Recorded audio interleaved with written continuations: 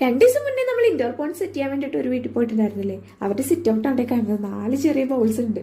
4 മീനുകളുണ്ട്. ഇപ്പൊ കാണിച്ചു തരാം. അതിന് മുന്നേ ഇതിൽ ഏതൊക്കെ മീനുകളെ ഉണ്ടാവാന്ന് ഗസ് ചെയ്യാൻ പറ്റുമോ? വേറെ ആരല്ല കേട്ടോ, നമ്മുടെ മോളീസും കപ്പീസും തന്നെയാണ്. ഇത് കണ്ടോ, ഒരാൾ ഇതുപോലെ പ്രാന്ത് പിടിച്ച് പോലെ കളിച്ചുകൊണ്ടിരിക്കാറുണ്ട്. കുറെ നേരം ഇങ്ങനെ ആക്കിയിട്ടുണ്ടായിരുന്നു. നല്ല ലേറ്റ് ആയ സമയത്ത് വീഡിയോ ഷൂട്ട് ചെയ്യണത്, പക്ഷെ ആൾക്കാർ ആക്റ്റീവ് ആയിരുന്നു. ഇതിലാണ് കപ്പിയുള്ളത്, മനസ്സിലാവുന്നില്ലല്ലേ? അങ്ങനെ നമ്മൾ എങ്ങനെയോ പതിയെ 10K ഫാമിലിയിൽ എത്തിയിട്ടുണ്ട്. എന്നാ പിന്നെ ഒരു ബിരിയാണി കാച്ചിയാലോ?